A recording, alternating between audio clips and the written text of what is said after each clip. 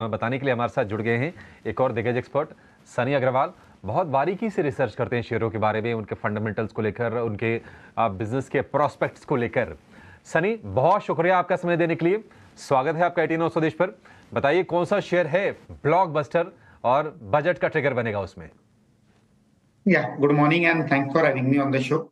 आज का मेरा पिक रहेगा engineers India limited. Current market price 285 का है। और अगर मैं शॉर्ट टर्म टारगेट की बात करता हूं तो मुझे लगता है कि अगले 2 से 3 महीने में 350 के प्राइस टारगेट हम देखते हैं इंजीनियर्स इंडिया में।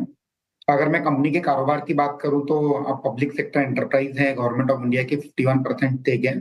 इसके अलावा काफी सारे मार्की म्यूचुअल फंड्स और डोमेस्टिक इंस्टीट्यूशनल इन्वेस्टर्स कंपनी के शेयर होल्डिंग में आपको दिख जाएंगे। इनडायरेक्ट प्ले है ऑयल एंड गैस केपेक्स का। काफी रोबस्ट ऑर्डर बुक है। हमने देखा था कि 7,800 करोड़ की ऑर्डर बुक थी FY24 के एंड में, मार्च क्वार्टर के एंड में, जो कि 2 टाइम्स FY24 सेल्स पर थी। और कहीं ना कहीं जो ऑर्डर इनफ्लो का ट्रेंड था मार्च क्वार्टर में वीक था। हमें लगता है कि जिस तरह से जितनी भी रिफाइनरी कंपनीज हैं केपेक्स कर रही हैं, वो हिसाब से जो ऑर्डर इनफ्लो है both domestic as well as export market से हमें आते हुए दिखेंगे अगले 2 से 4 महीने में। अगर मैं लॉन्ग रन की बात करता हूं तो ऑयल एंड गैस के अलावा कंपनी ने हमने देखा है कि काफी सारे नए कारोबार में अभी एंट्री ली है, जैसे हाइड्रोजन, सीबीजी। तो कहीं ना कहीं एक नई अपॉर्चुनिटी भी ओपन होते हुए दिखेगी।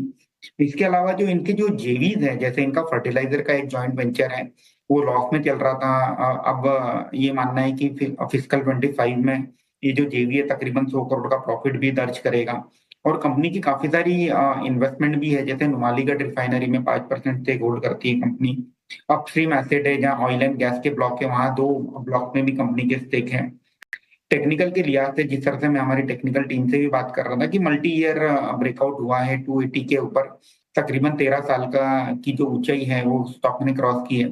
तो काइंड ऑफ एक टेक्नो फंडा भी एक पुश मिलता है स्टॉक को।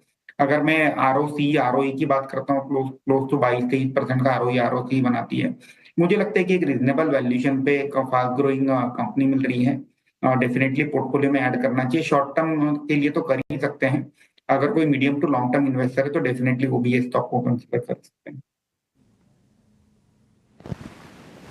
ठीक है, इंजीनियर्स इंडिया। और देखिए जो पूरी की पूरी जो वैल्यू चेन है ना ऑयल एंड गैस की, उसमें ये भी स्टॉक आता है।